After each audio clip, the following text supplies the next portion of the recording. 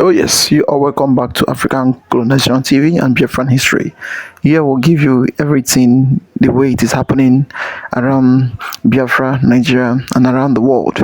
In fact, in today's video, we are going to talk about the issues surrounding Nnamdi Kanu wife, and in fact, the earthquake that has been going on, the trouble, the trauma, the problem that has been going on in between Nnamdi Kanu wife and the IPOB team, and the issues surrounding the family. In fact, in this interview she granted by Lolo, she said a lot of things.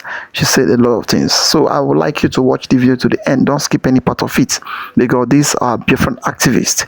He also explained to us a lot of things that is going on in between Nnamdi Kanu wife and the family of Nnamdi Kanu, and how the family of Nnamdi Kanu disown her from the family, and what the IPOB team, the DOS, and what they are saying. Because as you can see, a lot has been going on since the day they sentenced Nnamdi Kanu life imprisonment. So a lot of secret has been coming up.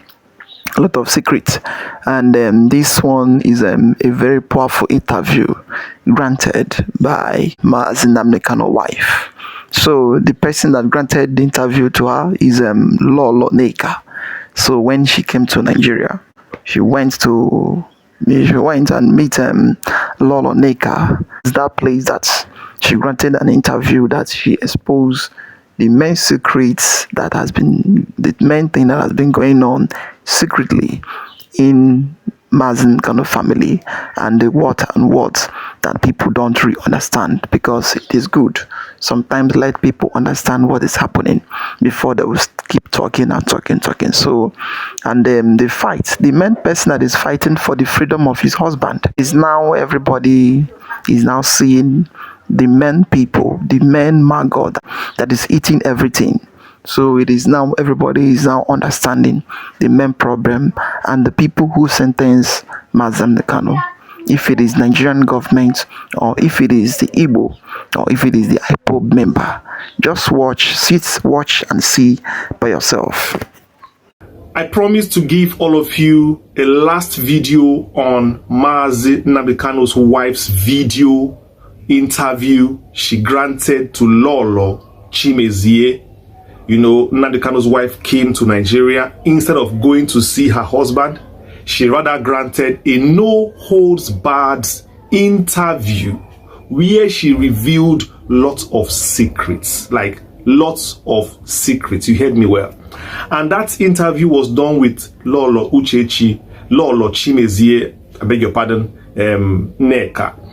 And in that video, I'm going to break out, I promised you I would do it. I promised you I was going to break out that video to give you key takeaways after I finish going through the video. And I have done that. That is why I'm here.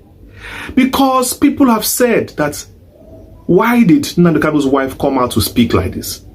Some have said, why did she reveal secrets like this? Many people are not happy with it. The percentage of people that are not happy with it are more than the people who might tolerate it.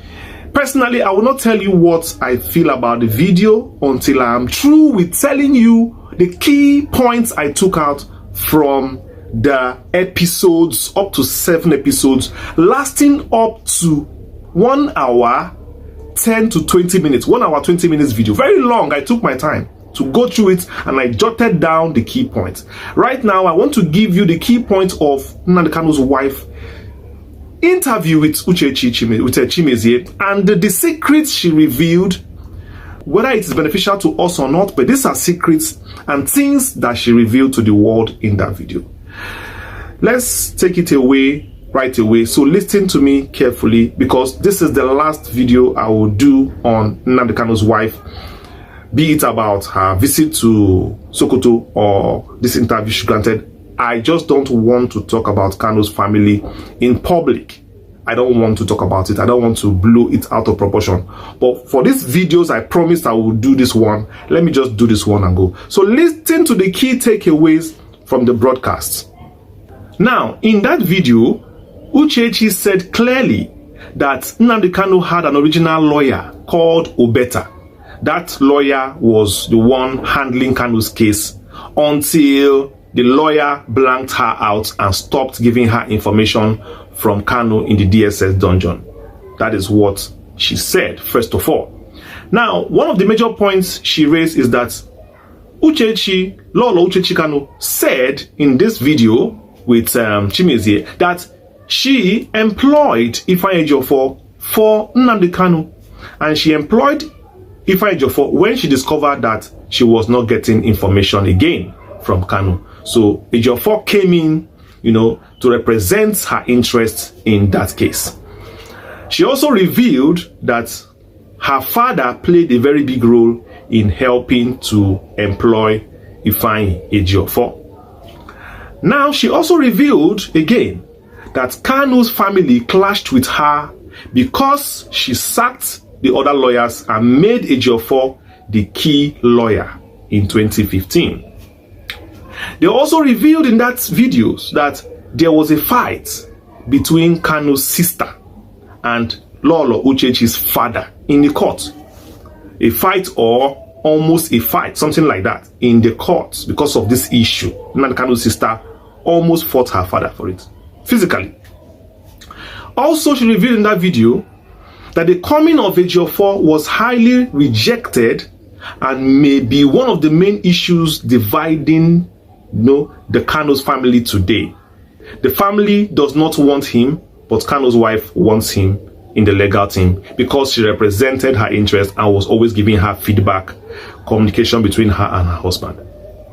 Another point she said is that Uche Mefo, Kanunta, and others banned her from IPOB and said that she is no longer a member of Kanu's family.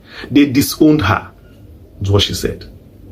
Now, she also revealed that her uncle has taken names of people that accuse her of sleeping with Ifeanyi Ejiofor to the oracle. Her own uncle has taken names of people who have been calling her unprintable names, mostly that she is having an affair with Ejiofor.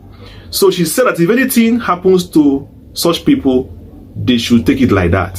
So if you're among those that have been calling Uchechi that she slept with Ifeanyi Ejiofor, so just know that your name is in Ago Turumbe's office. So check yourself, in case anything happened to you, know that you are among them. So go and apologize. Okay, let's go on. She also revealed that Kanunta has natural hatred for Barrister Ejiofor. Even after Kanu's release, they did not still acknowledge him, or they don't still like him. She also revealed that Ejiofor has been releasing Igbos from prison even before he met Kanu. He has been doing it. She revealed also that she became a stranger in her husband's house after Kanu's release. She buys her own food and will never be allowed in the kitchen or to cook. She said that school fees and feeding of Nnabuike was stopped, and Kanu's wife's upkeep was stopped by Kanunta and Nnenaya Anya, who is the Secretary of Finance. She revealed also that Barrister Ejiofor defended Nnamdi Kanu on pro bono, free of charge. He was never paid for his services, never. Now, Lolo Chimezie said that Kanunta, Kanu's brother, actually wanted him to be jailed and wanted Kanu's money and to take over Kanu's empire. Kanunta, according to her, knew that Nnamdi Kanu was going to Kenya, but did not tell IPOB. That Kanunta wanted Mazi Nnamdi Kanu to be jailed. Perhaps he might have been the only one that knew. If IPOB was made to know, they may have stopped the rendition. This is one is from Lolo Chimezie. Now, she also revealed, that is, Chimezie now is saying, that Kanunta spoke with Kanu's abductors in Kenya. He spoke with Nnamdi Kanu's abductors and kept it secret. She also said, that is Uchechi Chimezie, that Kanu's family is maltreating Nnamdi Kanu's wife. Kanu's family is maltreating Nnamdi Kanu. That's what she said. Also said in that video that Kanu's siblings want him to be jailed so as to have influence and money. These are serious allegations. Very serious allegations. She also said, which now is Kanu's wife is saying this one now, that the DOS, who is Directorate of State, is taking care of Kanu's wife and kids, that they paid for her surgery, which is the fibroid surgery she did recently. Now, it was revealed in that video that Kanu's family is at war with the DOS. Kanu's family is at war with the DOS. It was clear that this video was shot at Abuja because Uchechi thanked Chimezie for coming along for the video. They ended the video by saying that Ndi Igbo should keep struggling and we should keep believing that even if IPOB as a body is not perfect, but we should not throw it away. Rather, we should, try to see how we can encourage them to work for the upliftment of Ndi Igbo because they are already a strong voice. Wow, you've heard everything I said. Now, this is what I have to say, and this is me being on the spot. All this thing I have read now is the side of the story from Kanu and his wife, from Kanu's wife and Lolo Uchechi Chimezie. Personally, I am not happy. I don't feel happy reading these things because, when family are quarreling, these are the kind of things that you see. Family quarrel. It's very messy when you go to court to hear divorce cases. These are the kind of things you hear. Very messy details on which day did you sleep with me last? Which day did you sleep with me? How many minutes did you last on the bed with me? You'll be hearing such things like this, and that is how this one sounds like to me. The reason why I brought it out to you here is to let you know that we have to understand that there is a lot of problem. That if I decide personally now to start taking my time to start checking all these things every day, I may not focus on Nnamdi Kanu's case and Nnamdi Kanu as a person. That is why I always tell people that I will not be deviated.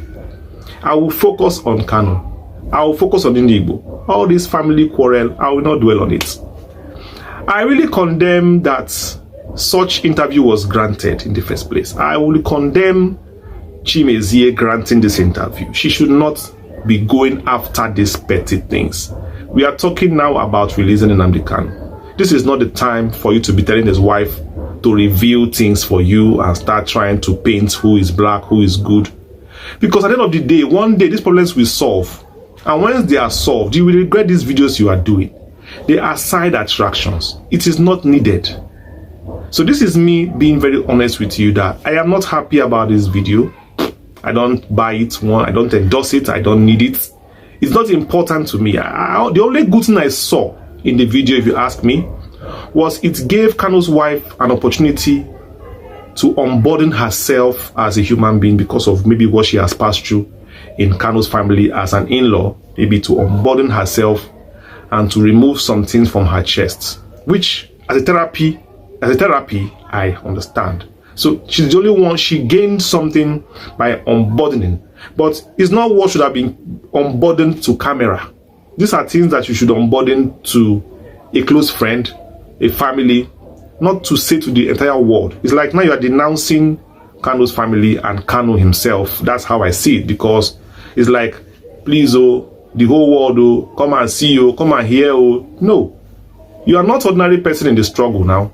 You are Kanu's wife. You're not an ordinary person in the struggle. You should not be the one talking like this. You should be keeping certain things, at least. But I understand that you had to come out to speak. It's not everybody that has the strong mind. Like you said, you have been passing through a lot. Only God knows what you have passed through. I only wish you kept certain things to yourself. I only wish. But who am I to tell you what to do? At the end of the day, I don't endorse this video. And this is the last I'll be speaking about this. And I want us to turn our focus to this. I'm not going to go into the details of what was said, who was right, who was not right in each one. That was why I just read it out to you like that. I'm not interested. We all have our problems to face. Everybody passes through challenges. Everybody was given a job to do. Kanu's brother did this. what has happened. We have moved on. Kanu is still alive, and definitely he will come out of the prison. That is why we must put our effort.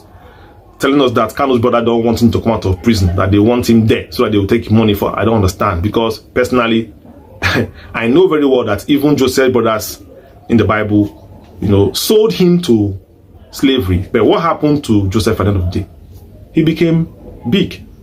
The destiny of man is not in the hands of his brothers or people. The destiny of man is in the hands of God. So Kanu's life is in the hands of God. Anybody that is trying to do too much is just playing the role, speeding up God's plan for his life. So if you say his brothers did this and that, his brothers did what Joseph's brother did, pushing him to his destiny. And this is how Kanu's destiny is going to peak. It's going to be at its peak. So I'm not being here to come and say who is right and wrong. Perhaps if you call Kanu's brothers now, they will tell you another story. If you call the IPOB, they'll tell you another story. If you call Ejiofor, they'll tell you another story. All this thing is just use how we talk. I'm not interested, and I don't want you people to be interested. So for those of you who like to listen to these stories because of his gossip stuff, leave it. I have concluded it that Nnamdi Kanu's wife just did a therapy with these sessions, venting out her mind, which I would have thought just a little diary would have been okay. To say it in a video on her own and not post it would have been better. But who am I to judge? If it helped her to get better, so be it. She is passing through a lot as a wife, I understand. But the struggle is bigger than any pain anybody can bear. People have died for the struggle. People have died, not about you are depressed, madam. People have died for the struggle. Do you understand? In Python dance, people have died. So a little pain you feel or hurt you feel in your marriage does not mean that all has ended. Even your husband is suffering. So let us tone things down and not take this video that they did serious at all. It's one of all those clouds chasing videos that people do to maybe become popular. As well, I will end it here. Oh yes. This is a very powerful speech. This our brother, he have already explained everything and said everything the way it is. It is not time to go around granting people interview, asking them to start telling you their family problem and what they are passing through. This type of interview, once one person has come out to speak, the other person must come out also to say their own part of it. The struggle of IPOB, the struggle of Biafra, the struggle of Nnamdi Kanu, we know and everybody knows it is the struggle of everybody that calls himself an Igbo man and everybody that is suffering in Nigeria. Not a family struggle alone, and not a personal struggle. This is a struggle of every man living in Nigeria that is struggling, that is fighting, that is suffering from the hand of the government. That is what we are fighting. That is what he's fighting for. But Nneka Lolo, the first time he went to Sokoto prison, he came out. Then he starts going around granting interview to many platforms, and they saying a lot of things concerning what Nnamdi Kanu said and what he did not said, and where she used to link all those things. She used to link it in a way of gossiping, like in a way of family issue. How she called, she said that Nnamdi Kanu's sister is trying to collect people's money and they eat all. In fact, she said a lot of things about that interview. If you can go back and you watch one of the interview we play in this our channel, she said a lot of things, Lolo Nneka, concerning that interview, concerning Nnamdi Kanu when she came out from when she came back from Sokoto prison, the day she went to visit Nnamdi Kanu. This time around, she called the wife of Nnamdi Kanu from London to Nigeria for her to just grant an interview I don't know if it is because of popularity or if it is because of she wants people to start commenting on her channel or on our platform. We don't understand. There are some certain things you need to keep secret, and there are some certain things you don't need to even come out to speak. A family problem needs to remain as a family problem. No matter whoever that is having issue in his family, they know how they used to solve their problem, and they know how they started the problem. So, but now going inside their family and start talking and start, if they want it, yeah, or if they want to do it, or they go to court, but not coming out and calling one person to start speaking against the other person. Although everybody knows what is happening, but not to this level of calling one person to start asking her question about what is happening and what is not happening. In fact, it is a lot, and it is a lot to say. The Nneka law, we don't know her real work, and we don't know her real aim in this. In between Nnamdi Kanu family and in between the DOS members. Well, I want you to watch this video for you to see things going on in between the lawyer of Nnamdi Kanu. I stumbled upon this poster. Yes. See the face very well. Yes. That is Maxwell Okpara. Very good. You remember him. Maxwell Okpara. You know, I saw the poster that he has joined politics. Has he abandoned Nnamdi Kanu and joined politics? Has he abandoned the struggle and joined politics? So I was surprised seeing the posts. I was very surprised. So I said, no, I was going to go through this. Because if this is true, there's a problem. And because Maxwell Okpara is not an ordinary lawyer of Nnamdi Kanu. He is a very close confidant. Very tight. He is very close to Nnamdi Kanu. Is he now using Nnamdi Kanu's popularity to enter politics? Or, you know, what will people even say if your closest person is towing a part you are not okay with? So a lot of things crossed my mind. And I started to do a lot of digging in this poster I saw. A lot of fact-checking in this poster I saw. And mind you, the poster it was not the one that posted it himself. I saw it in somebody else's post, and it has been going viral. It has been going viral. We are talking about the struggle. We are talking about the freedom of Nnamdi Kanu. We are talking about the emancipation of Ndigbo. And a close person, a lawyer of Nnamdi Kanu, somebody who represents him in that manner, not ordinary lawyer. Is it proper for the person to be found doing this? Please, maybe you know better than me. Because it's going to be very messy if it is true. But that is why I'm here. So calm down. That is why I'm here. I've done a lot of fact-checking in this matter. And this is what I have to say. And this is me being on the spot. First of all, the poster looks like a very fine one. You can see his face looking clean with the red cap. And that is him, of course. Chief Barrister Maxwell Chibike Okpara, PhD, MCIA, you know, for Federal House of Representatives, Federal House of Reps, Ahiazu, Ezinhite Federal Constituency. We can do it 2027. The set time is now. Supports Chief Barrister Maxwell Okpara. Then I saw something strange in this poster. Look up there. You will see NDC, that means NDC party. But if you go deep, you zoom in the NDC party, it is National Democratic Congress. But the NDC of Nigeria is Nigerian Democratic Congress. And also the logo is an umbrella. But the only party that has umbrella logo in Nigeria is PDP. The NDC logo is a two fingers in the air. So this could have not been this could have not been done by Max Okpara, you know, because he cannot make that mistake of putting NDC Ghana logo in his poster, because the poster of NDC Nigeria is two fingers in the air and is different. So going through this poster, it is clear that this is fake, this is false. this is a Photoshop or AI.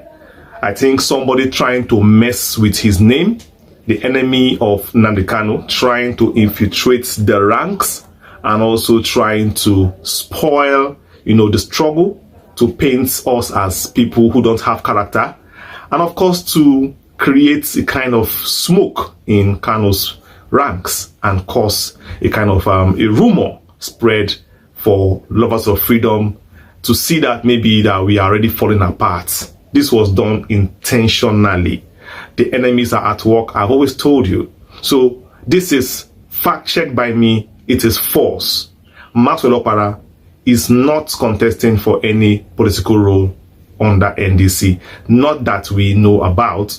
If ever he is not this one. So this is fake until he comes out with the appropriate one. So whoever is going around there spreading this bad rumor is not just doing it to spoil the image of Maxwell Opara. The person is doing it to spoil the image of Mazi Nnamdi Kanu. These are Nnamdi Kanu's enemies. You remember what has been going on, even the videos of his wife and interview, and has been spreading around, and all these things are calculated. Even Lolo Chimezie, all these things are organized propaganda. Organized propaganda perpetuated for a purpose. And that is why I always beg all of you, because you people should be smart and be very observant to see things and call them out. Whenever you see something, you say something. If you are in a place and you see a post that somebody made that goes against what we believe in, go to the comment section there and condemn that post. Don't just allow such to pass, because I know many of you have seen this post. Many may not have seen it, but Maxwell Opara clearly did not do this poster, and he is not intentional to betray Nnamdi Kanu, because that was the intention, to perceive as if he wanted to betray Mazi Nnamdi Kanu. So this propaganda is dead on arrival. It is a false one. Another news I have for you, very funny one. It says gunmen kidnap herdsman in Osun State. Again, gunmen kidnap herdsman in Osun State. Hey, God Almighty, oh. A gunman like a kidnapper perhaps, kidnap herdsman who is also a kidnapper. So kidnapper has fallen victim to another kidnapper who go pay ransom. Please, oh, I'm your fellow kidnapper. Please, oh, forgive me. Please let me go. My own shop is at the other side. Now we be colleagues. We are colleagues. Please, please forgive. How will it be? If they explain Nigeria to you and you understand it, just know that is another country that was explained to you. This Nigeria defies every logic. You cannot comprehend the kind of mental torture Nigeria puts you through, trying to imagine some stories that you hear. Like a gunman is kidnapping, a kidnapper is kidnapping another kidnapper. It's not funny. That means the crime has gotten to even their doorstep. Kidnappers are no more safe now. That is, kidnappers' life matters. That is how it is. Oh, kidnappers' life matters a lot, and we should start protecting them. Oh, it's no more a joke. I think it's time the government starts protecting kidnappers. When they say that businessmen in Nigeria are suffering, we forgot to note that it's all businessmen, both the ones in the bush. Their business too are not safe.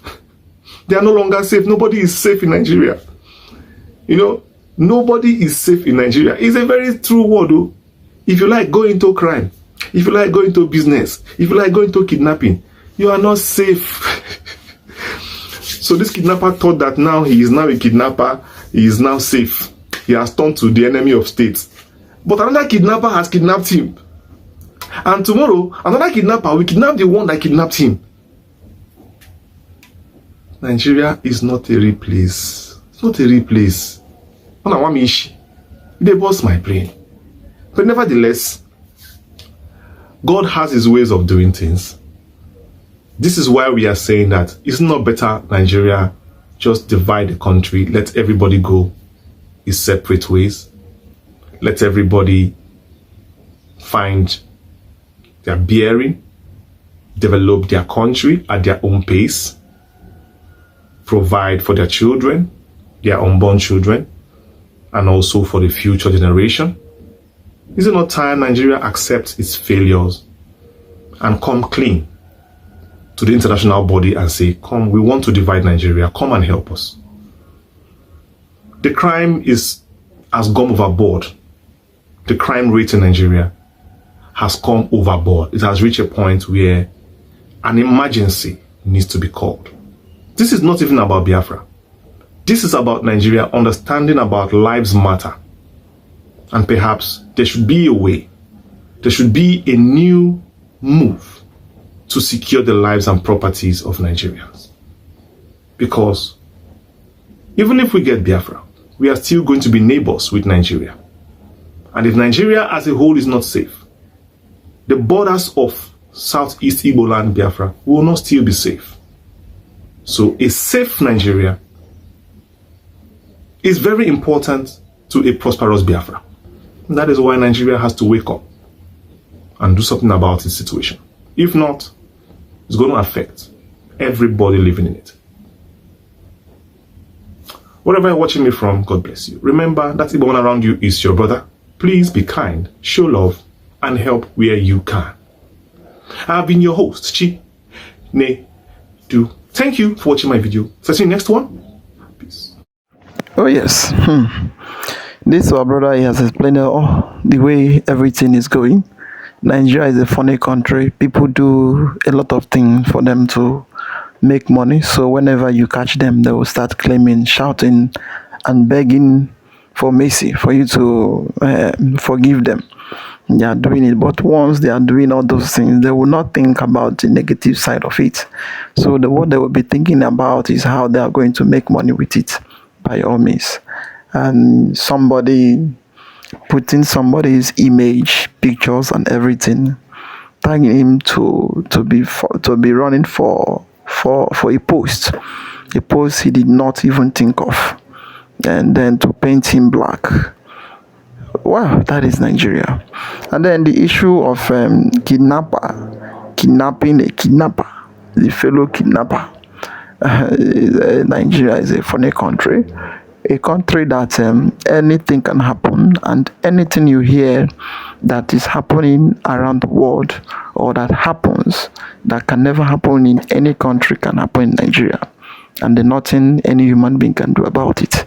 Now a kidnapper kidnapping a kidnapper, it is sounding somehow funny, but it is true, it is real, it is happening everywhere, every day. Nobody is safe, even though they kidnapper themselves, according to what our brother explained. Every businessman, everybody doing anything in this country is not safe, because you don't know who is targeting you, you don't know who is eyeing you, and you don't know what may happen once you get to the streets. So everybody is afraid of itself. And what is the cause of it? Is because of the government. They don't want the country to be safe.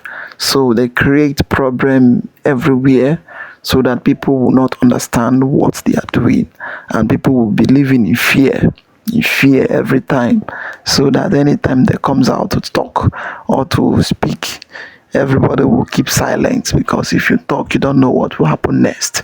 In fact, that is why you see Nnamdi Kanu, and you see many people is agitating, clamoring for change, clamoring for division, and saying that the main solution in this country, let people to go and develop themselves and see if they can survive, not junk-panded people in one country claiming that they are one, which they are not, and giving them the necessary thing you need to give them so that they will live as a country. No way. The government of Nigeria, they keep on making things difficult for the people, making things so hard and so difficult for their citizens. At the end, they will tell you that Nigeria is living well. No part of the country is fine. No part of the country is living well. Everybody is suffering and everybody is seeing the whole thing. A kidnapper kidnapping a kidnapper is a funny word. It's a funny something. It is something that once you hear it, you'll be asking yourself, how come? How come? That is how it is in this our country called Nigeria. Well, I would like you to comment down below. What do you think about the whole thing happening in Nigeria? Like, subscribe, and share it for everyone to see things going on in this country. Say thank you for watching.